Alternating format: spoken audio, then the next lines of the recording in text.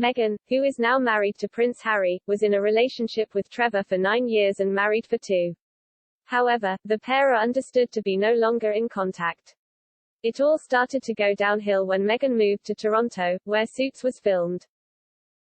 While it was her big break for her career, it damaged her relationship with Trevor, who stayed in Los Angeles, where they had lived together and where his business was. Trevor is a Hollywood producer and talent agent and needed to stay where his films and clients were. According to Meghan, a Hollywood princess, the decision that symbolized the end of their marriage was when Meghan insisted her $500 £357 blender move to Toronto with her. She packed it into the back seat of a car and had it transported by road, even though buying a new one would have been just as easy. Royal biographer Andrew Morton branded this decision symbolic, and explained how its presence in her Toronto home was a material reminder of how much things had changed. He wrote, "A $500 Vitamix blender symbolized the growing divide." Meghan insisted her favorite kitchen appliance from their West Hollywood home come with her to Toronto, packing it into the backseat of a car, which was being moved by truck to Canada, even though it would have been just as easy to buy a new one. It sat on the kitchen counter in the Toronto house, a material reminder that her home was no longer in LA. The pair originally met in a bar in West Hollywood in 2004 and lived together in LA for a number of years. They got married in 2011, but unfortunately their nuptials coincided with Meghan landing her big role in Suits and relocating to Canada. At first, they made every effort to see each other, but eventually the distance started to wear them down and both started to feel like their homes were apart. When Meghan visited Trevor in LA, she was irritated by the state of the house and his general lackadaisical attitude to life.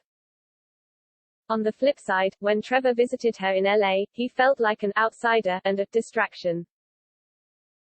The two were very different people, Meghan a self-confessed perfectionist who liked to keep her life and space ordered, while Trevor was constantly late and untidy.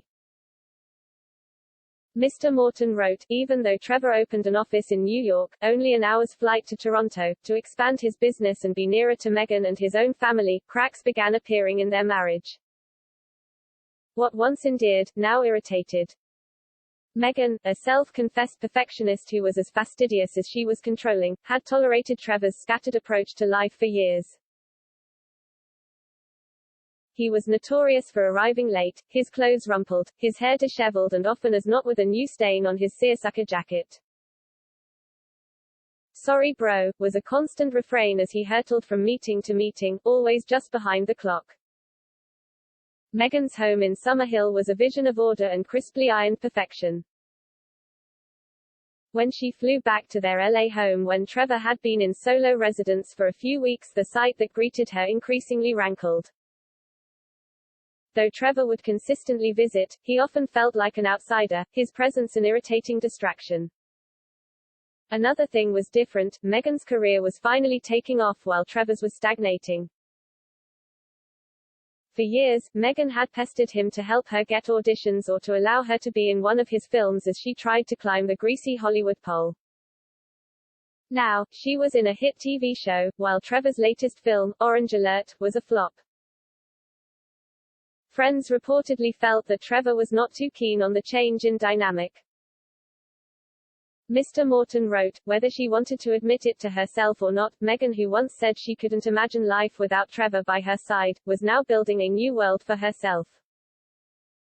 As Toronto was becoming more her home than LA, the dynamics in their relationship subtly altered.